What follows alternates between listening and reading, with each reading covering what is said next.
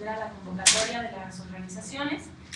Quisiera comenzar presentando a las personas que tenemos en la mesa, que van a estar acompañándonos en la conferencia del día de hoy. Está Marucia López, de la Organización Asociadas por lo Justo, Imelda Marufo, coordinadora de la Red de Organizaciones Mesa Ciudad Juárez, Stephanie Edith Brewer, del Centro Miguel Agustín Pro Juárez, Octavio Eugenio Manuel, presidenta de la Organización del Pueblo Indígena Nepá, del Estado de Guerrero, y además de nuestros cargos, lo más importante que queremos resaltar ahorita es que todas somos parte de la Red Nacional de Defensoras de Derechos Humanos en México. También nos acompaña Gabriel Soto, que es director de relatorías de la Comisión de Derechos Humanos del Distrito Federal. Y bueno, yo soy Cristina Járraga, del Centro de Derechos Humanos de la Montaña Tlachinolan, también una organización ubicada en el Estado de Guerrero. La intención de la conferencia del día de hoy, la intención de la conferencia del día de hoy es abordar dos aspectos que están impactando a nivel nacional y regional en materia de derechos humanos, y particularmente evidencian la situación de las defensoras de derechos humanos. Entonces, hemos dividido la conferencia en dos partes que se irán dando conforme vayamos avanzando. Y primeramente, bueno, va a estar Marucia, que va a leer la carta emitida por la delegación de la Iniciativa de las Mujeres Nobel para iniciar la conferencia y darnos un poco el contexto y vamos avanzando. Muchas gracias. Gracias a todas y a todos por estar aquí. Efectivamente, promovida por Asociadas por lo Justo y el Centro por la Justicia y el Derecho Internacional CEGIL, la Iniciativa de Mujeres Nobel, que congrega a distintas laureadas con el Premio Nobel de la Paz, definió emitir un pronunciamiento que hiciera énfasis en la importancia del sistema interamericano de derechos humanos y particularmente de la protección que este sistema ha otorgado y tendría que otorgar de manera mucho más contundente para la protección de las defensoras de derechos humanos. La Iniciativa de Mujeres Nobel está integrada por las laureadas Mariette Maguire de Irlanda, Rigoberta Menchutum de Guatemala, Jody Williams de Estados Unidos, Shireen Ebadi de Irán, Lima Gobe de Liberia y Tawakkol Karman de Yemen. La carta dice: como mujeres laureadas del Premio Nobel de la Paz, este 8 de marzo de 2013, Día Internacional de la Mujer, queremos mostrar nuestro reconocimiento a la contribución importante del Sistema Interamericano de Derechos Humanos hacia la protección de los derechos de las mujeres y las defensoras de derechos humanos. Desde hace más de una década, la Comisión Interamericana de Derechos Humanos ha aplicado tanto la Convención Interamericana para prevenir, sancionar y erradicar la violencia contra la mujer, como otros tratados interamericanos e internacionales para evidenciar la gravedad de las violaciones de derechos humanos que sufren millones de mujeres y niñas en el continente americano. De este modo, la Comisión Interamericana fue pionera en reconocer e incorporar las necesidades y propuestas expresadas por el movimiento feminista y de mujeres y plasmarlas en mecanismos de protección, así como en visibilizar la discriminación contra las mujeres tanto en las leyes como en las prácticas de los estados. De igual manera, la Comisión Interamericana y la Corte Interamericana han respondido frente a situaciones de violencia sexual, tortura, feminicidio, agresiones a defensoras de derechos humanos y otras formas de violencia contra las mujeres. A través de ello, han dado cuenta de que la desigualdad está en la base de la violencia contra las mujeres y que la violencia es uno de los principales obstáculos para el avance de las democracias en el continente. Al respecto, los dos órganos del sistema interamericano además han hecho visible la violencia que enfrentan las defensoras de derechos humanos. A pesar de ello, las mujeres en las Américas enfrentan múltiples obstáculos para el pleno ejercicio de sus derechos humanos. La Comisión Interamericana expresó recientemente su preocupación por la persistencia de la discriminación contra las mujeres y la prevalencia de prácticas de violencia sistemática contra mujeres y niñas, altos índices de impunidad y obstáculos formales y reales en el acceso a la justicia.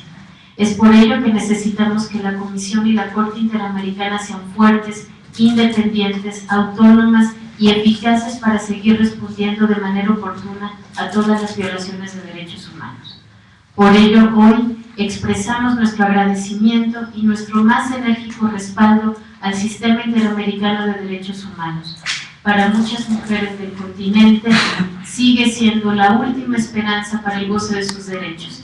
En este Día Internacional de la Mujer, llamamos a los gobiernos de América a expresar su respaldo inequívoco al Sistema Interamericano por su papel en la defensa de los derechos humanos de todos y todas. Firma Jody Williams, presidenta de la Iniciativa de Mujeres Premio Nobel de la Paz y copresidenta de la Campaña Internacional para poner fin a la violación y la violencia de género en situaciones de conflicto. Gracias. Entonces, para seguir dando un poco el contexto de el cual se marca la carta, Stephanie Edinburgh del Centro PRO nos hará un panorama, presentará un panorama sobre cuál es la situación actual de las discusiones que se están dando en el marco del fortalecimiento del Sistema Interamericano de Derechos Humanos y las posiciones de los estados y algunas de las preocupaciones de la sociedad civil. Buenos días. Sí, para contextualizar por qué estamos hablando en este momento del Sistema Interamericano de Derechos Humanos, es porque nos encontramos en un momento muy crítico a nivel internacional, regional, porque los Estados miembros de la Organización de Estados Americanos han abierto un proceso llamado proceso de fortalecimiento del sistema interamericano. Llamarlo así es un ejercicio en sí mismo porque la pretensión de los estados que abrieron ese proceso no es fortalecer, es debilitar en el mejor de los casos y tal vez pues, asfixiar, destruir especialmente a la Comisión Interamericana de Derechos Humanos, que como hemos escuchado en muchos casos la Comisión Interamericana y luego la Corte Interamericana son la única esperanza para mujeres, para defensoras y para muchas personas y muchas comunidades para tener acceso a la justicia o para tener protección cuando se encuentran en riesgo. Entonces, ¿qué es lo que está pasando actualmente? Los estados de la OEA, de hecho hoy mismo, están sesionando en el Consejo Permanente de la OEA y en un par de semanas, el 22 de marzo, van a sesionar en una Asamblea General Extraordinaria de todos los estados parte de la OEA para discutir propuestas de reforma para la Comisión Interamericana de Derechos Humanos.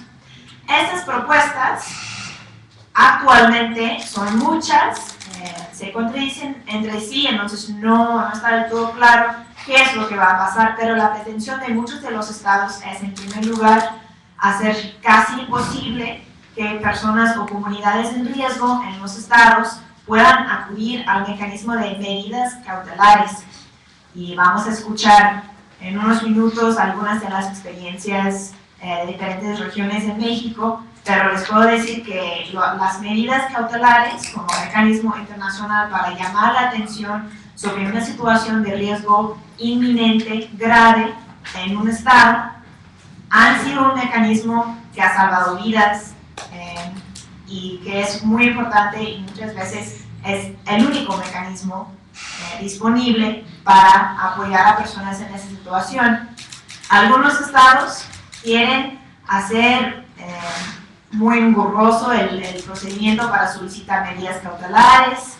Dicen que antes de otorgar medidas, la Comisión Interamericana tendría que consultar con el estado o tendría que hacer una visita en loco en el estado para evaluar la situación, que tendría que contar con datos sobre cada beneficiario de las medidas, como podría ser su número de identificación o el equivalente de CURP, RFC, yo qué sé, su edad, su lugar de residencia, y quieren hacer que el procedimiento sea pues casi imposible,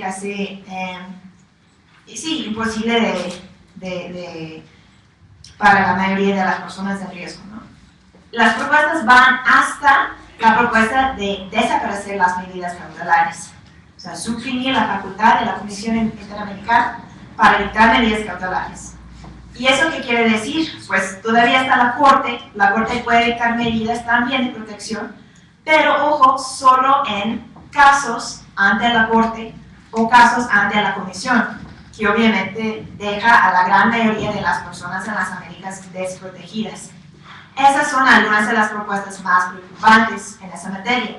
Y también en el sistema de casos individuales, que es otro mecanismo que ha sido muy importante para la defensa de los derechos humanos de las mujeres, de las personas defensoras de derechos humanos.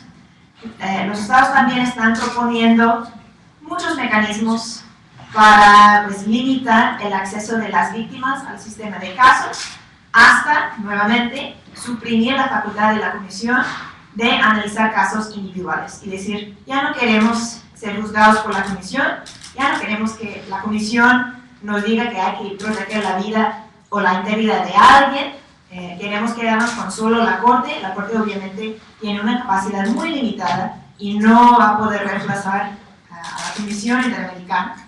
Entonces estamos en un momento muy crítico con las discusiones de hoy en el Consejo Permanente, que por cierto se transmiten en vivo a la 1:30 hoy en el sitio web de la OEA, si están interesados, y en la Asamblea General. Y por eso desde la sociedad civil hemos emprendido varias acciones, varias campañas para defender al sistema interamericano, recordando que precisamente ese sistema ha jugado un papel clave en la región en derrotar dictaduras, en poner al descubierto situaciones de violaciones masivas a derechos humanos y que sigue siendo un sistema muy necesario, pues como se desprende del contexto actual en México y en muchos países. Entonces, por eso estamos aquí respaldando, defendiendo al sistema interamericano en este momento.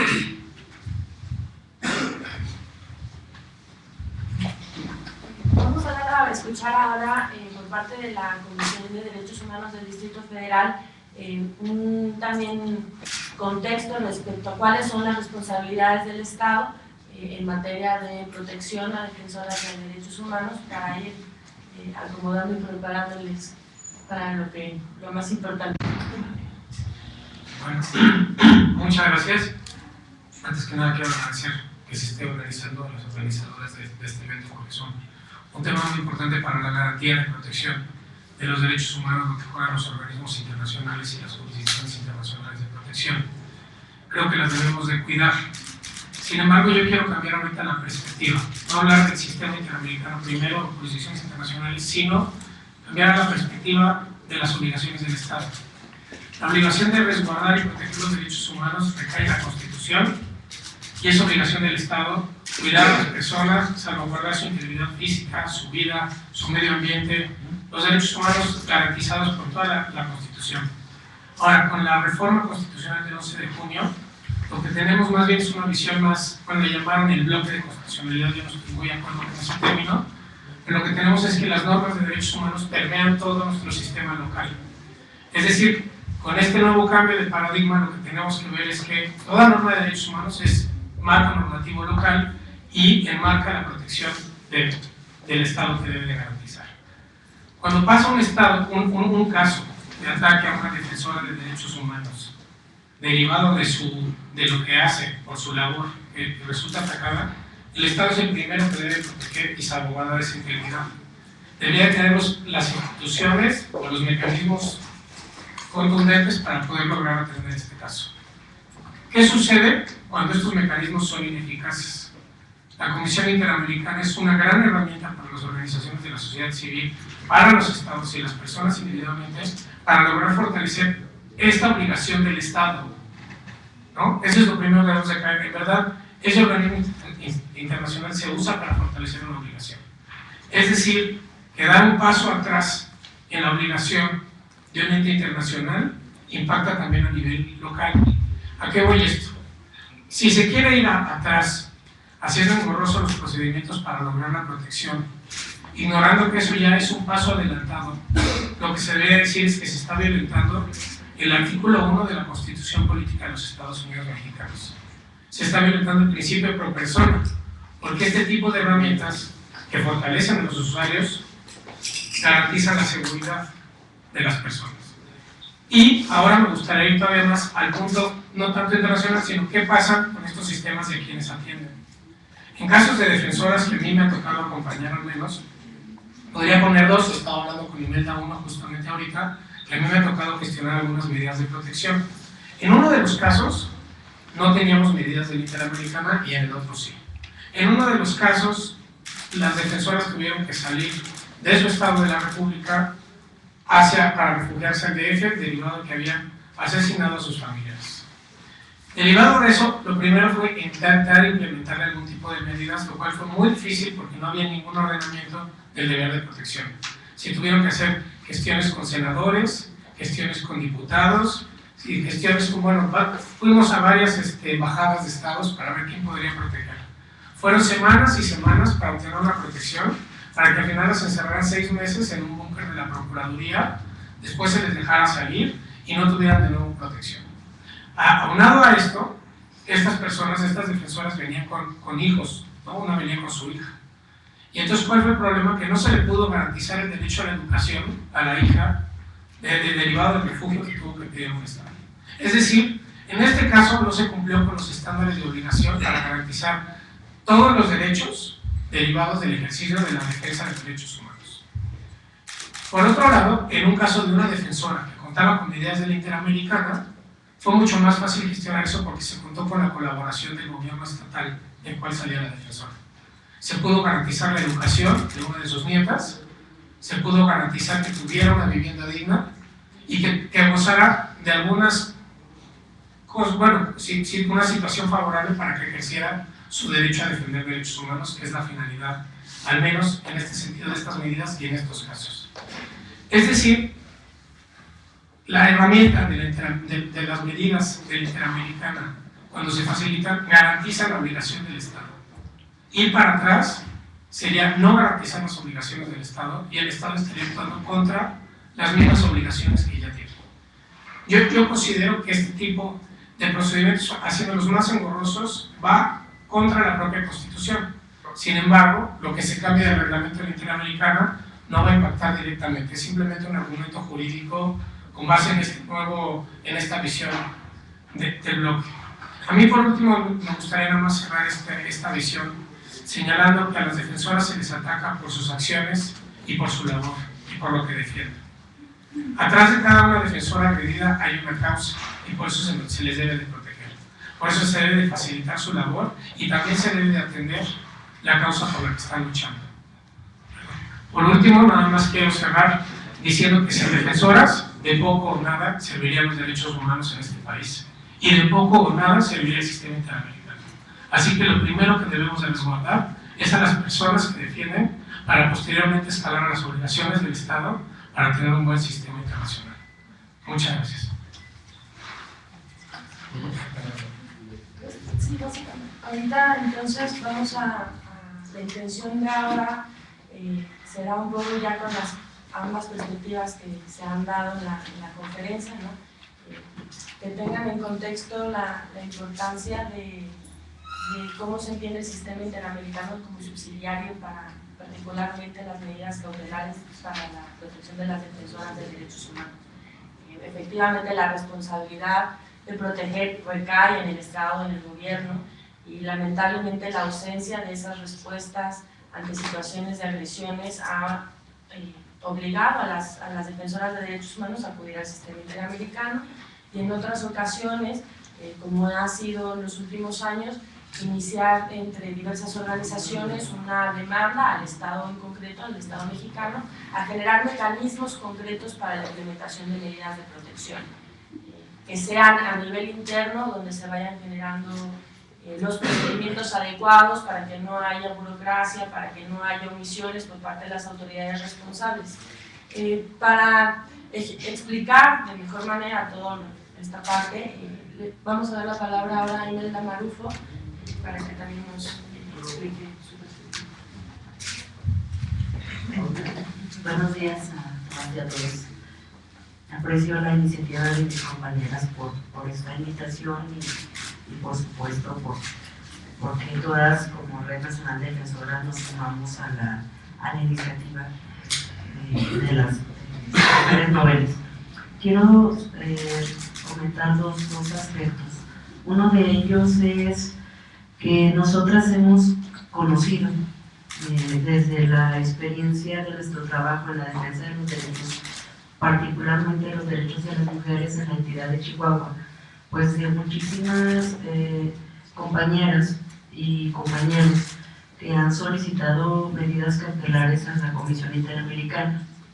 Iniciamos en buena parte nuestro proceso y conocimiento desde hacer uso de los instrumentos jurídicos y el sistema interamericano, particularmente de la Comisión, en 2001-2002, cuando un conjunto de organizaciones y activistas interpusimos algunas quejas por casos de feminicidio en la entidad en marzo del 2002 y promovimos también un reporte civil ante la misma comisión que después se generó recomendaciones de la Comisión Interamericana de Derechos Humanos por la entonces relatora de Derechos de la Mujer, Artanto Aguirre Garrondo.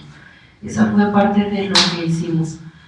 Los siguientes años estuvimos, a partir de las recomendaciones que se emiten por parte de la Comisión Interamericana y de ese proceso, muchas otras instancias internacionales de derechos humanos visitan la ciudad, pero también por el contexto de Juárez en particular. Entonces, desde allí conocer, ¿no?, de manera práctica, pues, lo que significaba el sistema interamericano y la comisión fue que, y durante un clima también hostil y de amenazas que en ese tiempo, hace 10 años atrás, teníamos, y ahora te daba cuenta, parece que ha regresado, una hostilidad. Entonces estuvimos acudiendo varias defensoras y familias a solicitar medidas cautelares. Esto no fue sencillo. Lo menciono porque en estas reformas que ha comentado la compañera Stephanie, de limitar el acceso, pues pareciera como que tomar una decisión de solicitar las medidas cautelares es una cosa que te viene de primera mano, y esto no es así. Pasa por un proceso muy complicado, porque al final de cuentas nadie en el país queremos tener, por ejemplo, como siempre es lo que te ponen, pues guardias policías atrás de ti que te anden siguiendo para cualquier lado, ¿no? Llegar a tu casa y que estén ahí unidades de policía. Eso no es una forma en la que queremos vivir. Entonces no es pues que todo el mundo esté brincando por pedir medidas cautelares, sino que las acudimos a ellas cuando hay una situación de riesgo inminente y cuando no nos queda en muchas de las ocasiones otra opción más que solicitarlas, porque también entramos en el dilema de generar esa visibilidad que a veces no queremos, sino continuar haciendo nuestro trabajo. Sin embargo, la visibilidad es importante para hacer responsable el Estado de cualquier situación que nos pudiera pasar. Entonces yo quiero como generar también esa reflexión desde nuestra experiencia, que cuando se solicitan medidas es porque a veces no tenemos más que esa última opción, ¿no?, que es la de proteger pues la vida. Y también, dicho sea de paso, quiero comentar que en otras ocasiones cuando no contamos con medidas o no hemos contado con medidas, se complica mucho para quienes hacemos un trabajo de defensa de derechos humanos, porque tenemos que buscar las formas de cómo costear, de cómo salir de la ciudad, de cómo vivir, cómo buscar alojamiento, etcétera, ¿no? Y eso es muy complicado, no solo en términos económicos, sino en términos de todo este desgaste para quienes estamos en ese proceso de acompañamiento.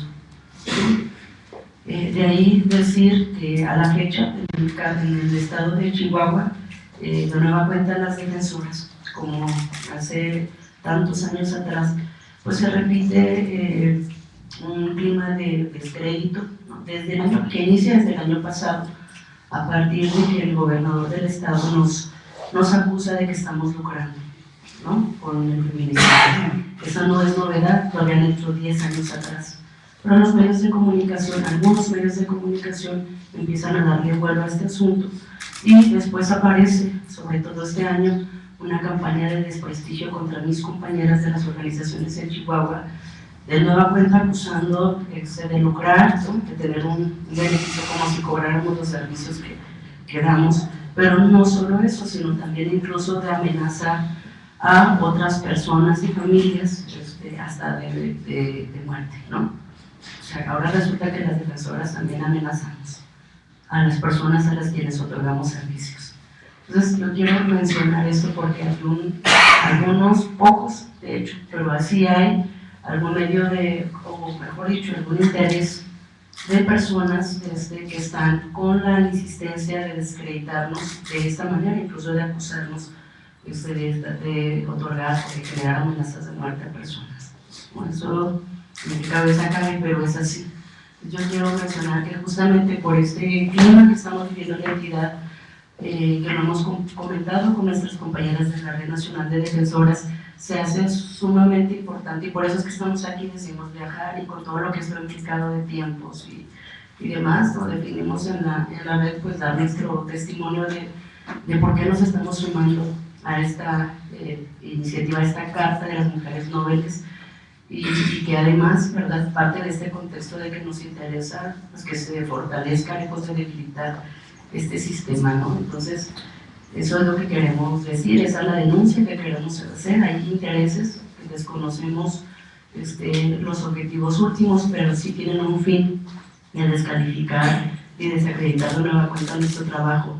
Justo ahora que en este año, ¿no?, se cumplen 20 años de la denuncia por el feminicidio, de la denuncia de un proceso muy largo de documentación del feminicidio y de la desaparición de mujeres en la entidad. Entonces, a un día antes de la conmemoración del Día Internacional de las Mujeres, pues nosotras queremos sumarnos a la carta, pero también denunciar lo que ocurre en el estado de Chihuahua.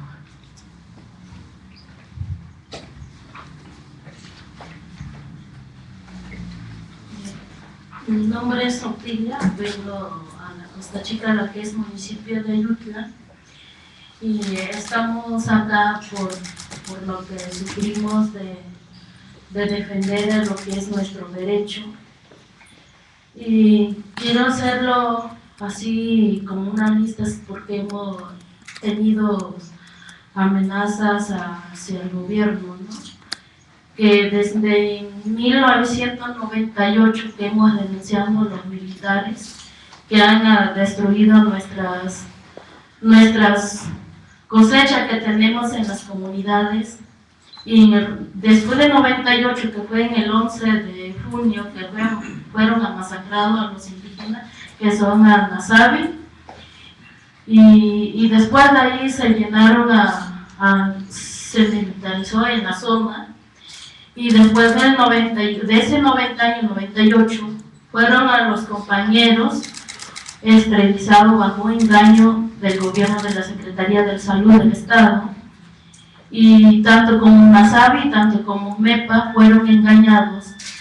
Y seguimos yendo de militar a nuestras comunidades, sino que nosotros nos organizamos para llevar buen beneficio a las comunidades. Y de ahí se giró de que violaron a la señora Inés Fernández Ortega. Fue en el año 2002, que fue el 22 de mes de marzo, y seguimos denunciándolos y acompañándolo a ella. Y de ahí en 2001 fue detenido un compañero de nosotros fabricado por un delito, y donde nosotros logramos su inocencia. En 2003 fueron masacrados a 2 mujeres y 2 muchachos que eran compañeras mías, que andamos exigiendo justicia.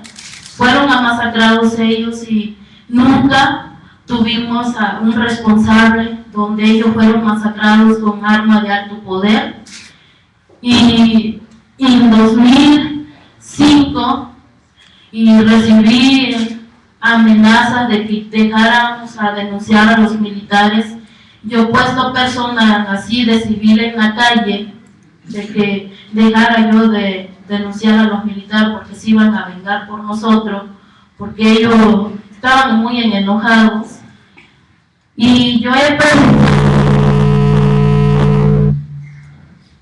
yo he presentado también de que en esas, pues una amenaza en verbal y anónimo por el escrito, pues ya ver de aquí nuestro sistema de justicia, pues no. En 2008, y se siguió la denuncia del mes, se fue hasta la Comisión Interamericana, donde en el año 2008 mataron a su hermano del mes, donde tampoco hubo justicia, donde tampoco hubo responsable quien lo cometió ese delito. En el mismo 2008 encarcelaron a 5 compañeros nosotros que fueron fabricados delitos en los quienes hicieron, eran un grupo paramilitares y que son la misma de las comunidades, que es comunidad de Camalote, y fueron 16 compañeros, a unos compañeros tuvieron que salir, abandonar en ese lugar, y fueron en 2009, igualmente recibo otras amenazas y por celulares y nos persiguieron. Tuve que abandonar en el lugar y hicieron disparo en el aire y abandoné en ese lugar, pero yo salí, pero quedan a mis gentes, pero me tuve que regresar porque es lo que quiere el gobierno. Y en 2009 también matan a los 2 dirigentes que son anasaris, donde tampoco ha habido justicia. Y en 2010 igual ha habido denuncias y en 2011 igual en los mismos grupos paramilitares otros compañeros están detenidos, ahora buscan para no poder comprobar su inocencia. Hay 4 compañeros con orden de aprehensión, uno está detenido y recientemente de que en 2012 he recibido anónimos por el escrito y en 2013 reciente yo decidí regresar en mi comunidad porque ha habido muchos, ha llegado muchos recursos hacia la presidencia, al presidente municipal aquí indirecto, pero nunca hay obra en las comunidades.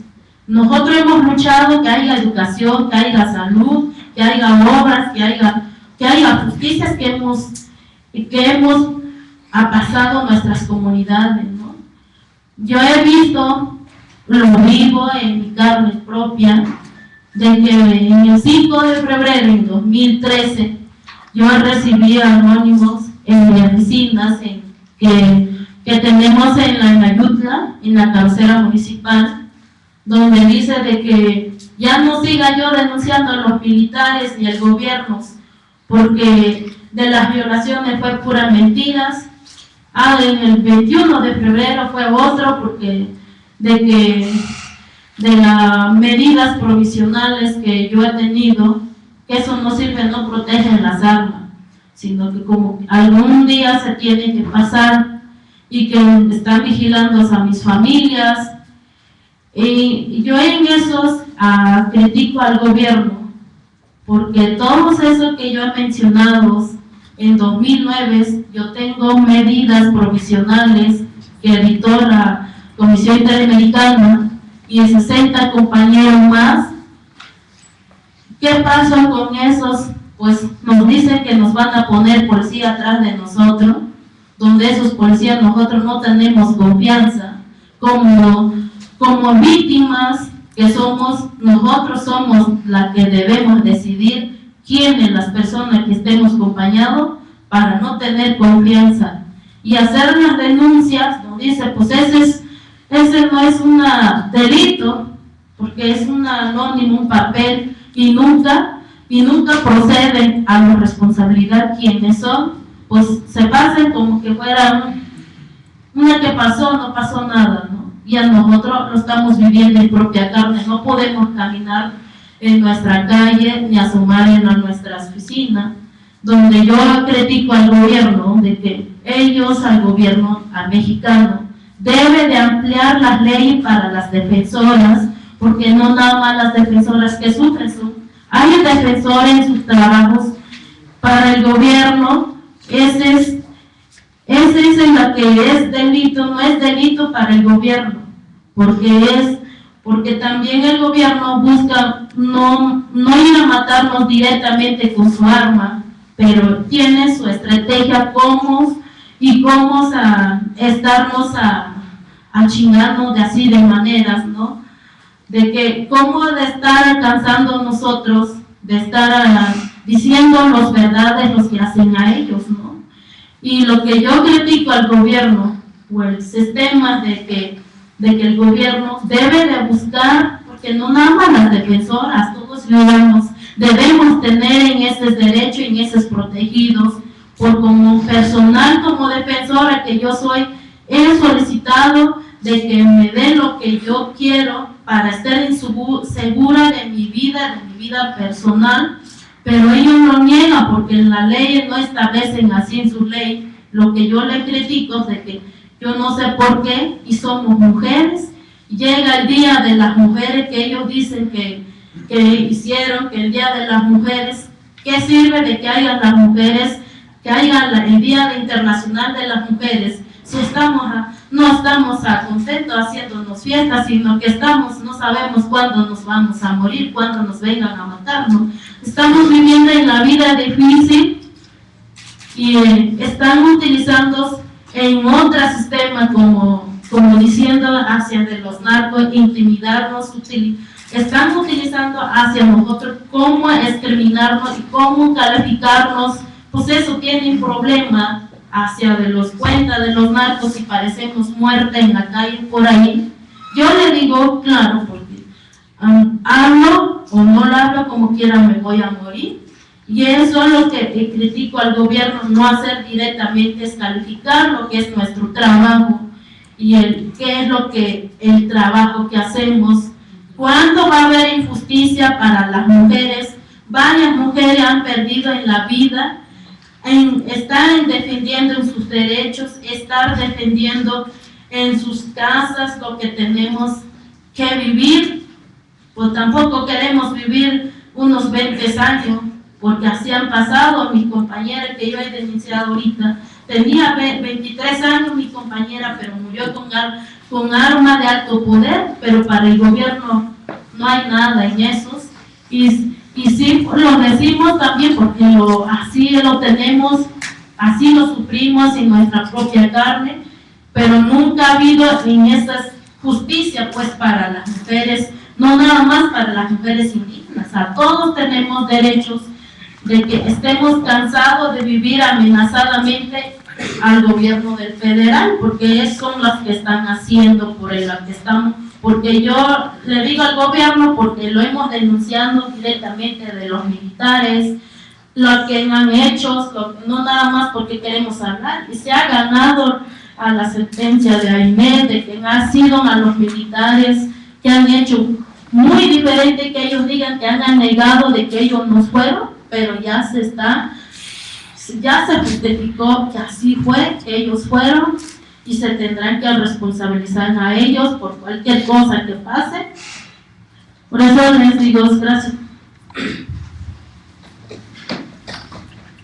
Sí, solamente terminar diciendo que la grave situación que tanto Imelda nos ha expresado como Kilia no es una situación aislada en el país. Desde el 2009 a la fecha, al menos 23 defensoras de derechos humanos han sido asesinadas. En 2009 fue un caso, en 2011 fueron 11 casos.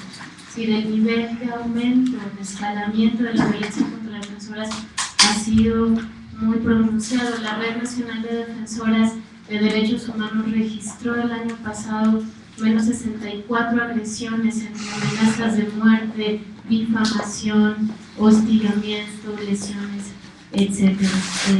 el nivel de impunidad en el que están todos los casos, el poco reconocimiento del impacto que tiene en una sociedad supuestamente democrática que las personas que defienden los derechos humanos y que las mujeres que defienden los derechos humanos estén siendo amenazadas, nos parece muy grave. En este 8 de marzo las defensoras estamos aquí no solo denunciando la violencia en nuestra contra, sino diciendo que esta violencia se extiende a todas las mujeres. Vivimos en un país donde entre 4 y 5 mujeres son asesinadas cada día. Esa violencia también la enfrentamos las defensoras. Sufrimos violencia por lo que hacemos, pero también por ser mujeres viviendo en un país donde el nivel de machismo, de misoginia y de impunidad cobra la vida de miles de mujeres todos los días. Muchas gracias. Quisiéramos entonces abrir una parte de preguntas. Ya tenemos la Stephanie, Rocío Méndez de Noticias MBS.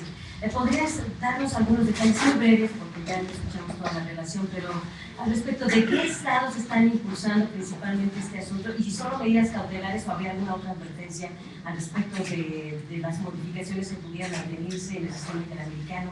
Marusia, ¿podrías detallarnos al respecto de desapariciones? Porque recordamos que está esta defensora Eva Martel de Tetatlán desaparecida. Si tienes ahí alguna referencia. Imelda, por favor, si pudieras darnos tu comentario, lo que nos ha advertido Stephanie, ¿qué representa, por ejemplo, que el sistema interamericano acepte que antes de que se dicte una medida cautelar, el Estado sepa y asuma si quiere o no quiere que eso suceda, sobre todo en un país como México, en un estado como Chihuahua, que tú bien nos has advertido el tamaño del nivel de omisión y de tratar de socavar algunas de las denuncias que hacen los defensores humanitarios y de hecho las denuncias sobre las propias cosas que trabajan, por favor. Bueno, en cuanto a lo que está en juego, lo que está en riesgo en el sistema interamericano, además del tema de medidas cautelares, mencioné brevemente que también en el sistema de casos y peticiones individuales, algunos estados están buscando limitar mucho el acceso de las víctimas al sistema, están buscando hacer más engorroso el procedimiento, están buscando cerrar más fácilmente los casos. Otro tema es el tema de las relatorías, que ya lo mencioné. Hay una relatoría precisamente de derechos de mujeres en la Comisión Interamericana, hay una relatoría de libertad de expresión, que se ha vuelto un tema muy polémico porque a los estados no les gusta que exista esa relatoría. Hay relatorías para los pueblos indígenas, para la comunidad afrodescendiente en las Américas, etc. Entonces, otras propuestas van encaminadas a debilitar de diferentes maneras esas relatorías. Desde la propuesta más extrema sería quitarle a la Comisión esas relatorías y pasarlas a la Corte Interamericana para que se volvieran cuerpos técnicos, pero así ya no emitirían informes como lo hacen actualmente. Y otras propuestas van encaminadas a debilitar el informe anual que realiza la Comisión Interamericana. En ese informe suele publicar el informe anual de la Relatoría de Libertad de Expresión, entre otros. Eso es algo que a algunos estados les molesta, no les gusta. Y también en ese informe la Comisión suele señalar a unos cuantos estados en la región por la gravedad de la situación de derechos humanos que se está viviendo en esos estados, y obviamente esos países pues no quieren aparecer o no quieren que exista ese capítulo. Entonces, ¿de qué países estamos hablando? En el último punto del informe anual, los países que normalmente salen en el capítulo especial por la gravedad de la situación en los países son Colombia, que evidentemente o parece que ya no va a salir ahí, pero Colombia, Honduras, Haití, Venezuela, etc. Pero en el proceso, los países que están atacando más a la Comisión son Ecuador, son los países de ALBA y sus aliados, y ahí hay una gran ironía, porque precisamente los países que más están atacando, que quieren quitarle facultades a la Comisión, son en muchos casos países supuestamente de la izquierda, ¿no? Y entonces ahora que en la región los estados dicen pues ya no somos dictaduras, ahora somos democracias, incluso estamos impulsando proyectos de la izquierda, no socialistas, incluyentes, pues ya no queremos o ya no necesitamos una comisión, porque ¿cómo es posible que en una democracia se violen derechos humanos? Pues obviamente la realidad nos dice que todo lo contrario. Pero más o menos así son las alianzas. Hay otros países, como es el caso de Colombia y del Perú, que más bien no están teniendo un papel muy activo. La postura de México hasta ahora ha sido básicamente la de defender la existencia del sistema interamericano. Entonces, estamos haciendo un fuerte llamado en este momento muy crítico ante todas las presiones de los demás estados. Hacemos un llamado al Estado mexicano para que siga en esa postura, para que asuma su responsabilidad de defender el sistema interamericano en estas discusiones o en la Asamblea General.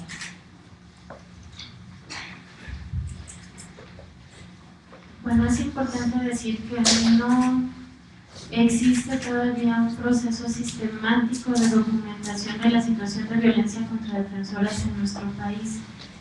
La red de defensoras ha empezado a hacer un trabajo de documentación, pero hay todavía mucha información que no es fácil obtener, porque los informes muchas veces no vienen desagregados por género o porque las autoridades no dan la información correcta. Entonces, luego para tomar con reserva alguna de las cifras que damos.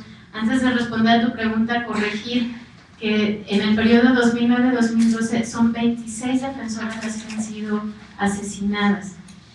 26, que había dado un número equivocado. Sobre los casos de defensoras desaparecidas, nosotras presentamos ante el comité de la CEDAW el año pasado en un informe de comunicación al comité la información sobre 4 defensoras. Una de ellas efectivamente Eva Alarcón, otra de ellas Alicia Salaís Orantía, integrante de la Asociación Civil de Derechos Humanos en Casas Grandes, desaparecida en 2009, Gabriela Sánchez Morales, desaparecida en Chiapas en 2009, Isela Hernández, que cuidaba el nieto de la defensora asesinada Marisela Reyes, desaparecida en el 14 de agosto. De estos casos, como todos los casos de personas desaparecidas en nuestro país, pues no hay información que permita tener una claridad sobre qué está pasando, cuál es el estado de las investigaciones, cuáles fueron las circunstancias o las causas que generaron esta situación. Y muchas veces cuando las familias de estas defensoras, como es el caso de Eva Alarcón y Marcial en Guerrero, que han sido sus hijas las que han salido en la denuncia de la desaparición de sus familiares, que han hecho un trabajo muy importante de búsqueda de denuncia, de exigencia a las autoridades, pero también por ese trabajo han sido fuertemente amenazadas, han recibido agresiones y se ha puesto en riesgo su vida. Es obligación del Estado, sin duda alguna, resolver estos casos y evitar a toda costa que queden en la impunidad, pero también proteger a las familiares de las defensoras víctimas de desaparición o víctimas de asesinato o víctimas de violencia que están hablando en su nombre y están pidiendo justicia. Lo que vemos es una cadena de violencia donde se desaparece o se asesina una defensora, su familia busca justicia y por esa causa también es amenazada, o muchas veces por esa causa también es asesinada, como el caso de la familia Reyes Salazar. Y la impunidad lo que hace es simple y sencillamente propiciar que esta violencia se siga generando, generar una cultura de permisibilidad donde no pasa nada si una persona que defiende los derechos humanos es asesinada.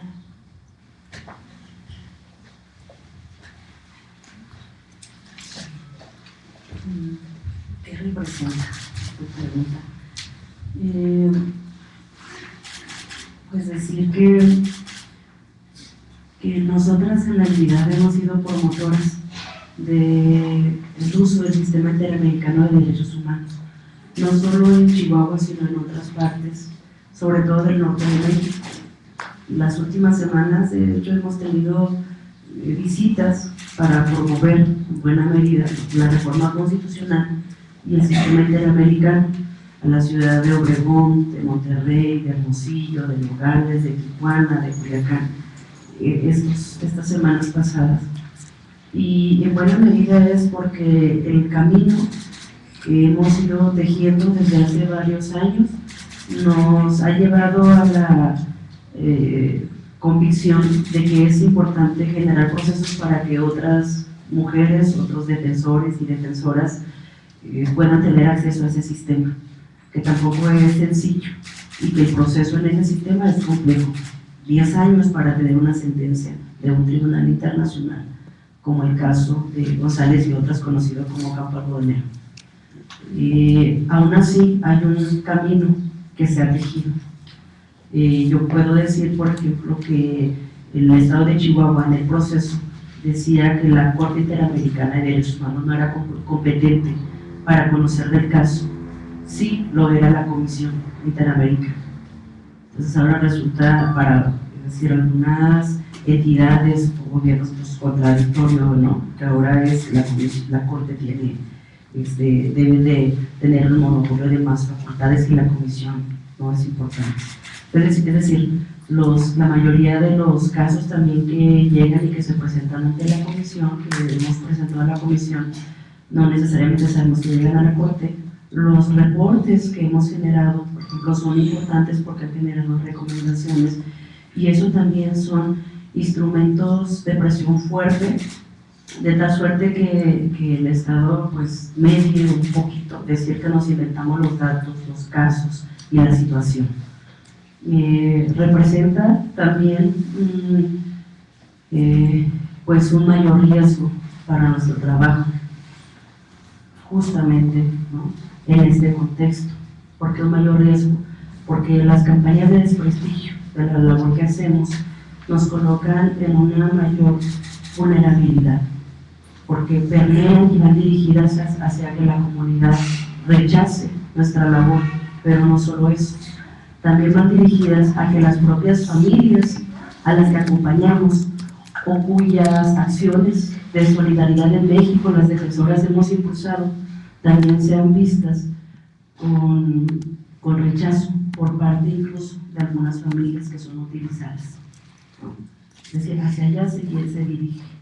Y esto dificulta el trabajo porque ante la insistencia, porque las condiciones en la entidad, en Juárez y en el país permanecen, desde los asesinatos contra las mujeres siguen, las desapariciones contra las mujeres siguen. El 30 de diciembre que desapareció una mujer en nuestra ciudad, ahora, hace poco. Entonces, mientras este contexto esté presente y mientras haya casos, muchos importantes que no se han resuelto, vamos a estar insistiendo en la exigencia de justicia.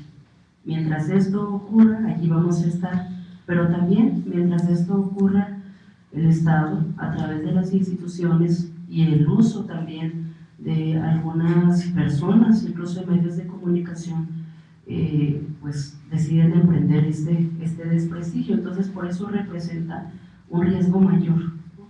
Un riesgo mayor, y desde allí es que pues nosotras podemos dar ese testimonio. ¿Alguien más para...? Sí, yo no más tengo una duda, porque llegué tarde, no sé si ya lo dijeron. Es que si, digamos, del 2009 para acá, ¿ha habido alguna investigación acerca de estas desaparecidas? Nada, ningún resultado positivo para ninguna de las desaparecidas. Pues lo que tengamos conocimiento. Ni siquiera en el caso de investigaciones, de acuerdo a los informes de la Oficina del Alto Comisionado de Naciones Unidas para los Derechos Humanos, más o menos el 95% de las denuncias presentadas de agresiones, detenciones, ejecuciones cometidas en contra de defensoras y defensores de derechos humanos permanecen en la impunidad. No hay avances a niveles estatales ni a nivel federal. De hecho, esa ha sido una de las demandas más centrales, ¿no? La necesidad de sí implementar mecanismos inmediatos de protección, pero que finalmente no hay más allá que la investigación, la sanción de las personas responsables, como el mensaje único que permita que no se continúe perpetrando agresiones en contra de las defensoras y defensores de Y esa es la deuda más grande que tiene el gobierno mexicano en realidad. Y es uno de las pendientes también en los marcos de los mecanismos locales que se están creando de protección, del mecanismo nacional propio, tanto periodistas, para defensoras y defensores de derechos humanos, sigue teniendo la parte de él, sigue siendo la investigación. Ha sido la sociedad civil, los trabajos de defensoras de derechos humanos como Prilia, como Imelda, quienes en situaciones en contextos de mucha violencia, donde se están rompiendo como las barreras para continuar la defensa y promoción de los derechos humanos de las mujeres, para continuar tienen que adoptar medidas de infraestructura, de seguridad, para continuar llevando a cabo su trabajo. Y la investigación continúa deficiente, sin avances. Y en esa medida han sido por ellas también que se han creado mecanismos inmediatos de intentar generar infraestructura de protección, acompañamientos, pero como bien lo decía Imelda, pues eso no es lo que permite también a las defensoras llevar a cabo su trabajo, sería la investigación de las personas responsables. No sé si alguien... Sí. Pues para preguntarles también, no sé si ya preguntaron, pero más bien explicaron, si tienen algún perfil, las personas agredidas, las mujeres agredidas, tienen algún perfil, digamos, algún tipo de defensa en específica que hagan, un trabajo de defensa específica, y si difiere mucho las agresiones que sufren las mujeres defensoras a los hombres defensores, ¿qué tanta diferencia hay? Y Imelda, quisiera que me precisaras un poco sobre el tema del desprestigio, las difamaciones que están sufriendo y también, no sé si se pudiera platicar un poco de, creo que Chihuahua está dándose en el sector de la cuestión de esta defensa de mujeres, una cuestión de división entre las mujeres, entre las organizaciones, ¿no? Que no sé si sea parte de esta estrategia digamos, de desprestigiarlas. No sé si se puede hablar de eso. Y yo quería, no sé si tú quisieras platicarnos sobre estos grupos de autodefensa que han surgido en Ayutla. ¿Cuál es la opinión que tiene la OPIN de estas organizaciones de autodefensa? Y en general, quisiera platicar si ven alguna diferencia entre el tratamiento que les dieron como defensores y defensoras durante el gobierno de los gobiernos panistas. Y bueno, tiene pocos meses, pero ya lleva 100 días el gobierno de Peña Nieto, y si ven algún tipo de diferencia del trato hacia la defensa. Bueno, sobre algunos perfiles de defensoras más atacadas, evidentemente el contexto en cada estado de la República va cambiando y cuando se enfrenta un contexto de militarización o de mayor presencia no solo del crimen organizado, sino de la complicidad del crimen organizado con las autoridades, eso sin duda alguna aumenta y agrava la violencia contra las defensoras. Cualquier persona que denuncie esta complicidad, que denuncie los abusos del ejército, de los militares, o que denuncie la impunidad, pues se pone en la mira de las agresiones. Sin embargo, según los registros que nosotras tenemos, hay algunos grupos de particular preocupación en este momento. Uno sin duda son las defensoras que se están oponiendo al saqueo y al despojo de los bienes naturales y los territorios, ¿no? A todo el intento de saqueo por parte de transnacionales con mucho respaldo de los gobiernos para poner minas, para empresas eólicas, agua, etc., ¿no? Entonces, estas defensoras que participan de manera masiva en los movimientos de defensa de tierra, territorio y bienes naturales son unas de las que han sido mayormente atacadas. Oaxaca es uno de los estados que enfrenta mayor número de ataques por esta situación. Otras de las defensoras, bueno, ya lo ha dicho Imelda, son aquellas que han denunciado feminicidio, violencia contra las mujeres, pero no por el hecho mismo, o no solo por el hecho de denunciar la violencia, sino porque lo que han denunciado es la impunidad, lo que han denunciado es la actuación muchas veces ilegal por parte de las autoridades, y es ese poner en duda la efectividad y el cumplimiento de las obligaciones de las autoridades con los derechos de las mujeres lo que las ha hecho objeto de mayor violencia. Vemos, por ejemplo, también muchos refugios de mujeres víctimas de violencia que enfrentan o que han enfrentado en los últimos años un aumento en las agresiones. Muchas veces se ha roto la secrecía y se ha encontrado, ¿verdad?, complicidad entre agresores y distintos tipos de autoridades que han llegado a violentar buscando a las víctimas de violencia, a las mujeres víctimas de violencia que se encuentran en los refugios.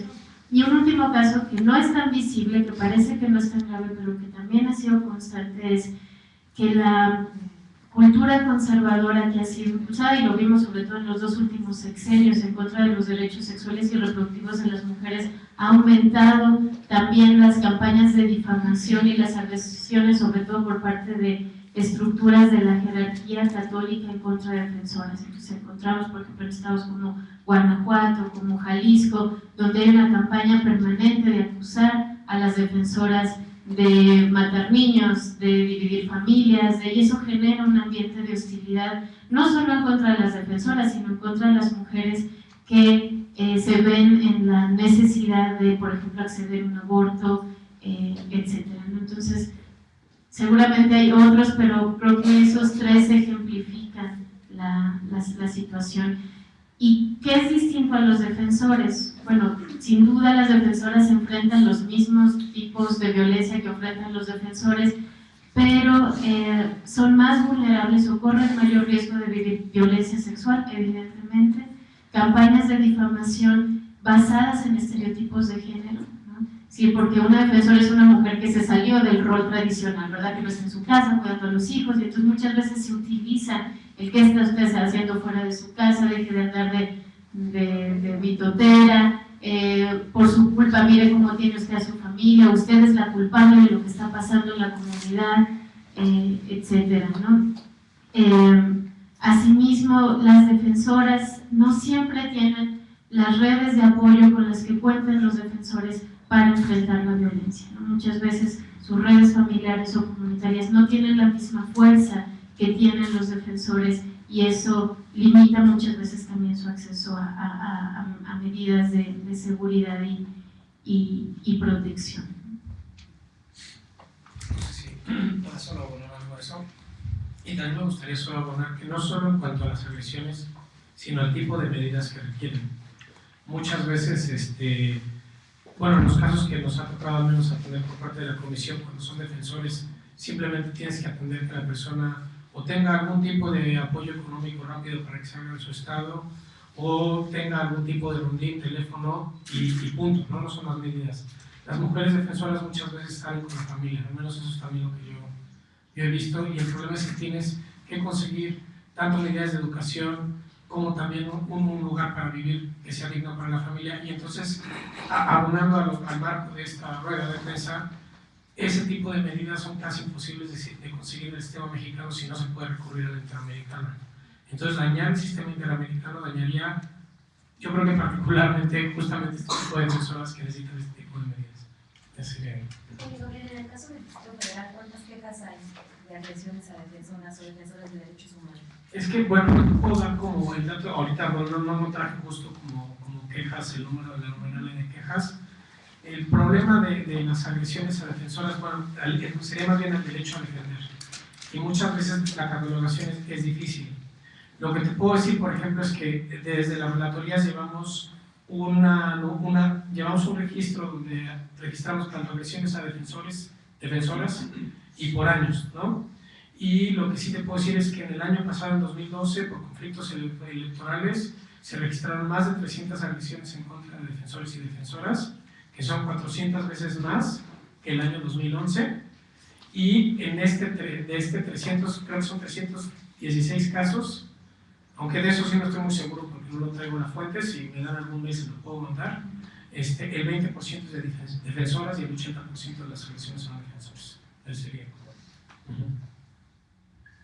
Pues también porque se dedican menos a esto, ¿no? O sea, no tanto porque las agredan menos, sino porque hay menos mujeres defensoras. Ese dato no podría rastrear exactamente cuántas son o hay defensores y defensoras, porque no hay un registro de quiénes son, ¿no? El hecho del derecho a defenderse ejerce y puede ser inmediato. Lo vimos, por ejemplo, por poner un ejemplo, en el caso de las exigencias del 1 de diciembre, no te podría decir si fueron más hombres o mujeres quienes ejercieron el derecho a la manifestación, que tiene que ver con el derecho a defender.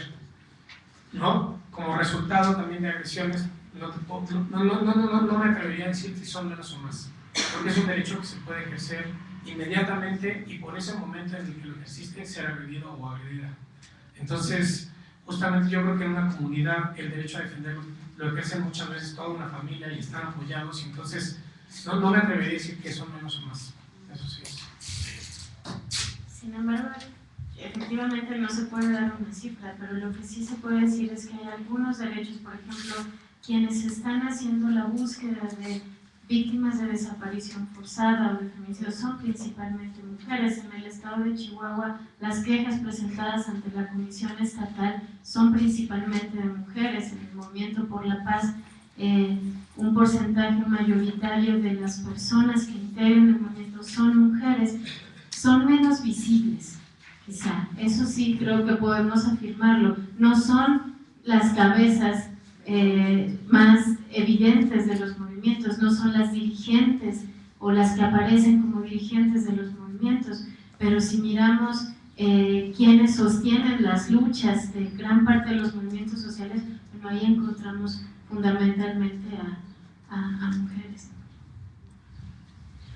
Yo agradezco tu pregunta porque me permite aclarar y además con justicia esto que comentas. Hace 10 años, o en el 2003, Patricia Espinosa, del titular entonces de Mujeres, cuando se refería a la situación de Juárez, ella decía que en los medios de comunicación lo que pasaba es que las organizaciones estábamos divididas, ¿no? Y entonces en lugar de plantear cuál era la respuesta y el papel de las mujeres ante la situación de feminicidios, entonces se generó un imaginario colectivo de esa naturaleza. Hoy en día, a partir justamente de esa campaña, que como parte central incluso de varios medios y de gente que desconocía desde el centro del país lo que estaba pasando en la ciudad, repetían eso, ¿no? Hoy en día yo me puedo afirmar que nos ha costado muchísimo esfuerzo, muchísimos años en generar procesos de articulación en las comunidades, con grupos de mujeres, con grupos de derechos humanos, de la entidad de diversa índole, y también de favorecer procesos de acompañamiento grupal. No solo eso, sino nos ha interesado estar y fungir como facilitadoras en los procesos de organización de las propias comunidades y familias, no como quienes dirigimos o lideramos esos procesos, sino como acompañantes a partir del conocimiento y de una experiencia muy particular, que en buena medida las organizaciones de Chihuahua y de Juárez tenemos una experiencia de campo sobre todo en este trabajo. Entonces, el hecho de que hoy se pueda mencionar que las organizaciones estamos divididas es completamente falso. Justo lo que me interesa colocar en estos momentos es decir que en Chihuahua estamos en contra de cualquier ataque a alguna de nuestras compañeras o a alguna de las organizaciones defensoras de derechos humanos, porque entendemos lo que esto significa.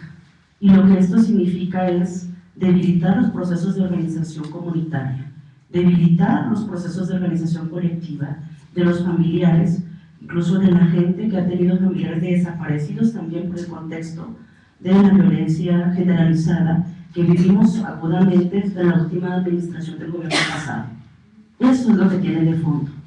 Lo que nos ha pasado es que nuevamente se repite esa misma fórmula para ver si en el centro del país y si los otros medios de comunicación ahora retoman y su agenda principal tiene que ver con los vínculos entre las organizaciones sociales. Eso también es un asunto de colocar en la opinión pública el tema de la fractura entre las organizaciones para que sea de esto de lo que hablen y no de la permanencia, de la persistencia y de la impunidad en la entidad. Eso es el fondo del asunto. Entonces, hoy en día lo que ha pasado es que hay una mujer que yo desconozco que se llama Guadalupe Lizárraga y que desde el año pasado, a partir de que toma unas declaraciones del gobernador que dicen que la Comisión Interamericana les ha felicitado por los avances que se tienen en la entidad en materia de derechos humanos y que quienes estamos en contra de esos avances logramos con las personas, es retomado por esta persona, Guadalupe Pizarra, que yo digo, no la conozco, ella habla de Ciudad Juárez, de Chihuahua, pero jamás en estos años que tenemos las compañeras allá reunidas, la hemos visto, no sabemos, no hemos tenido algún tipo de relación, de conocimiento, y lo que nos ha pasado es que usa el dolor de las familias, decía una compañera, el respirar por la herida de las personas, con ese dolor y con esa desesperación que tienen incluso varias familias, porque lo único que han encontrado son huesos, no sus hijas. Y además porque hay una situación de violencia importante que estamos documentando. Entonces se aprovechan de esa desesperación de algunas familias, ni siquiera de todos. También ha habido un avance en términos de lo que significa este asunto de la confrontación con las organizaciones, también de algunas familias que lo han aprendido, pero otras a las que le acaban de desaparecer su hija el año pasado y que lo que han encontrado son huesos, pues están totalmente desesperadas y lo que quieren es que alguien me ayude. Y ante esa situación, si no encuentro ayuda inmediata que me ayude a recuperar a mis hijas solamente huesos, pues entonces no siento que me están ayudando, porque así lo viven. Porque las madres a las que les desaparecen sus hijas quieren una inmediata respuesta y están evidentemente desesperadas. Eso lo podemos entender completamente. Lo podemos entender desde nuestra perspectiva. Jamás imaginaremos lo que significa eso. Porque nosotros empezamos nuestra lucha sin siquiera haber pasado por un proceso de dolor familiar, sino nos vamos inmediatamente por una condición política. Entonces lo que ha pasado es eso, que hay quienes utilizan ese dolor y esa desesperación de algunas mamás para generar confrontación con quienes acompañan y defienden procesos, ¿no? Que si no en la parte individual, en los casos individuales, sí procesos de denuncia internacional y procesos que nos llevan a contener a veces retrocesos importantes en materia de procuración. Eso es lo que está pasando hoy en día, pero lo que hemos aprendido en estos muchos años que tenemos es a reconocernos como compañeras, como organizaciones, a reconocer no solo la solidaridad, sino el dolor que viven otras compañeras y lo que ha pasado como en el caso de Otilia y lo que ha pasado en otras entidades de México, como lo refiere Marusia. Eso es el proceso que hemos construido como Red Nacional de Defensoras de Derechos Humanos en México. Quienes quieran decir una palabra en contra es porque lo que les interesa es generar una agenda que tenga como fin debilitar los procesos de acompañamiento y que se aproveche, he dicho y lo vuelvo a decir, de la gente que tiene más dolor y mayor desesperación para lograr ese objetivo.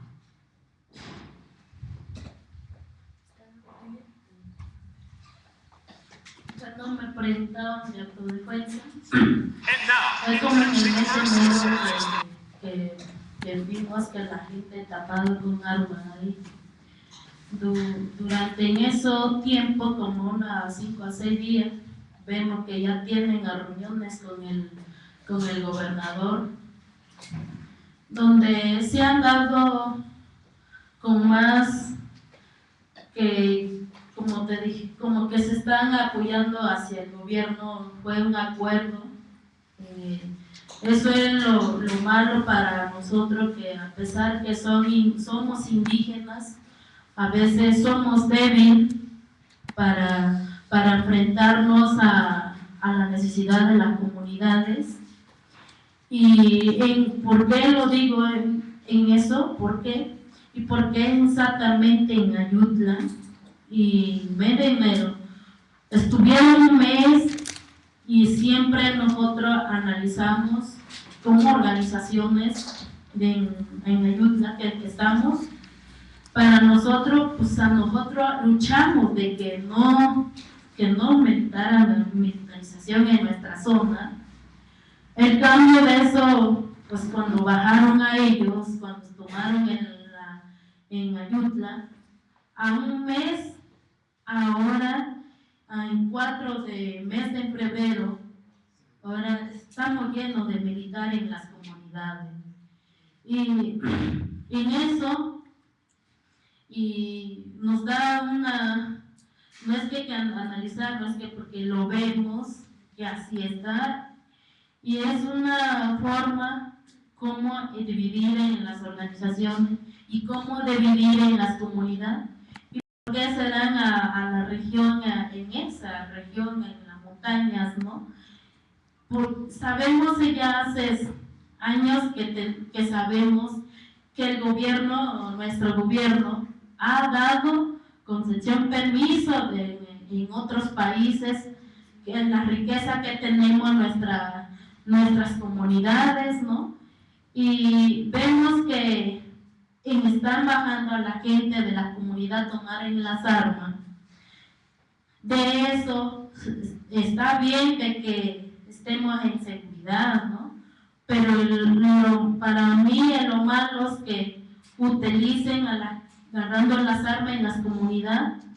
¿Y qué va a pasar ahí en las comunidades? Pues entre comunidades pueden matar a los campesinos.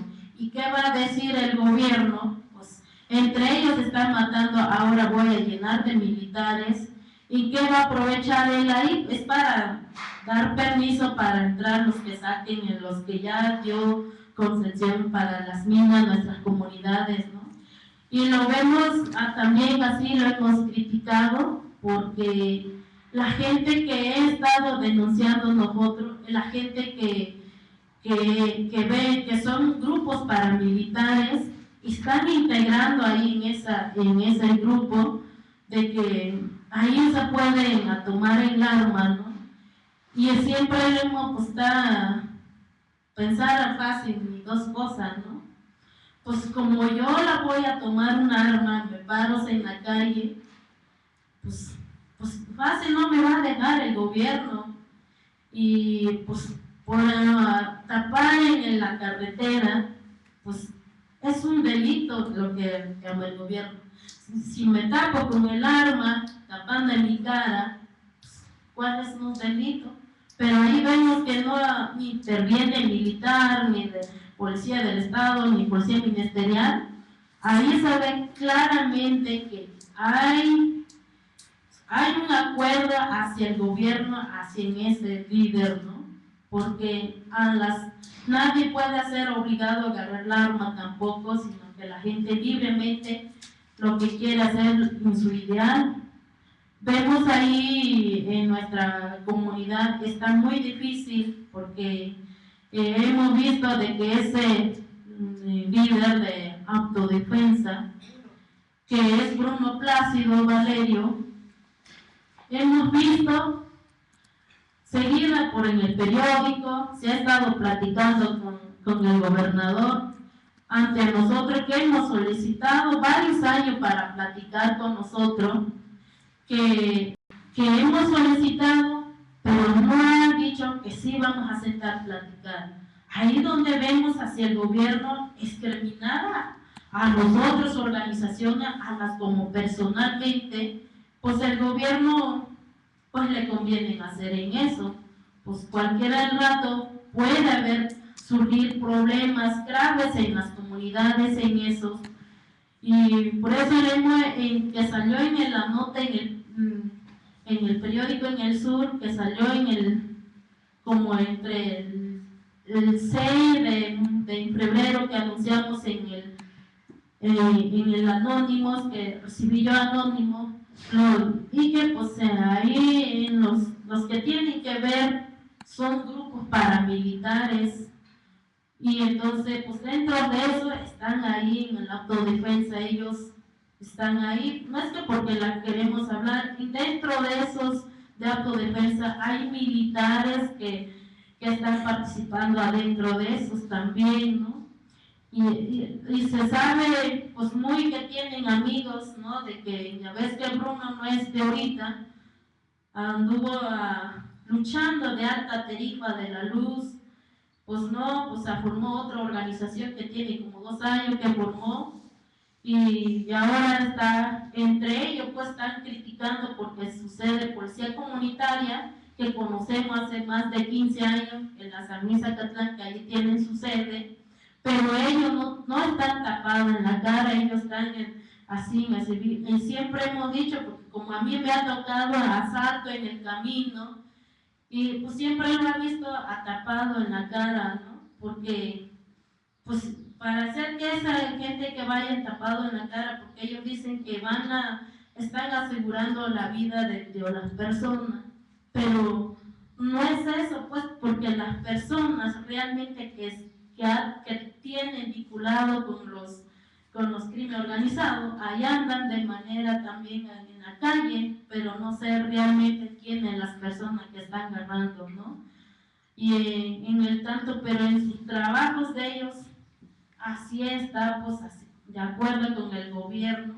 No hablo nada más del gobierno del estado, sino que el gobierno del federal tiene que ver mucho en esos, porque ellos están dando muchos cobertura en esa autodefensa, ¿no?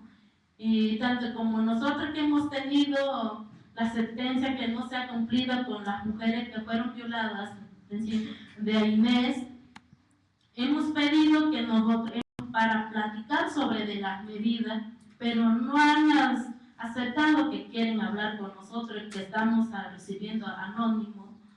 Y el secretario de Gobernación no ha dicho nada de que nos van a recibir, o si de verdad le interesa a proteger a las defensoras de derechos humanos, o de verdad le interesa ayudar a su ciudadano, porque es su deber de escucharnos, de cuidarnos, por eso están a ellos, ¿no? Para protegernos.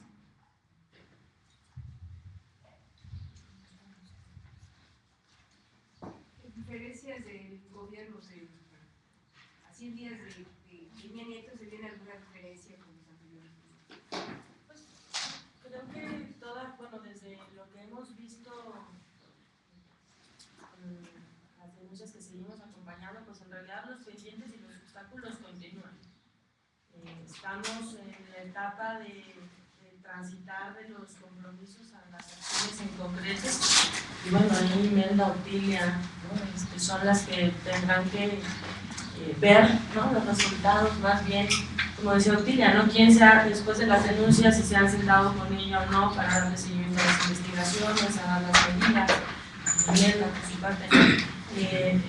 Yo creo que hay una diferencia en el discurso, pero justo como se ha venido mencionando en la mesa, las pruebas vienen ahorita, ¿no? La posición del gobierno mexicano en el marco de las discusiones de la OEA, ¿no? Qué tipo de liderazgo tendrá para decir si se fortalece el sistema interamericano o se debilita, cuáles son las medidas reales de trabajo que van a hacer con los estados, que es donde están las principales preocupaciones y donde están las regiones más olvidadas. El Ejecutivo Federal de repente tiene una línea de discurso y una de acción que está centrado y dirigido en la Ciudad de México, ¿no? Y pareciera que los restos de los estados y lo que está pasando allá por ósmosis debería de recaer en las implicaciones, cuando se olvida por tanto la diferencia de contextos. Eso desde nuestra particular intervención. Como dato de la pregunta, bueno, la Comisión hace 2 semanas sacamos un comunicado del primer bimestre, y en este primer bimestre hemos registrado 32 agresiones contra defensoras y defensores de derechos humanos, que es 5 veces más que el primer bimestre del año pasado, que fue el año que hubo más agresiones que hemos registrado. Entonces, eso puede dar un dato de cómo está la situación con estos individuos.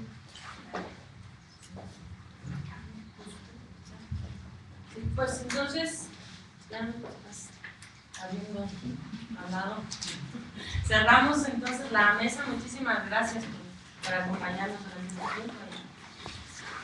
Pues esperamos que le den seguimiento. Gracias. Que vayan, Otilia.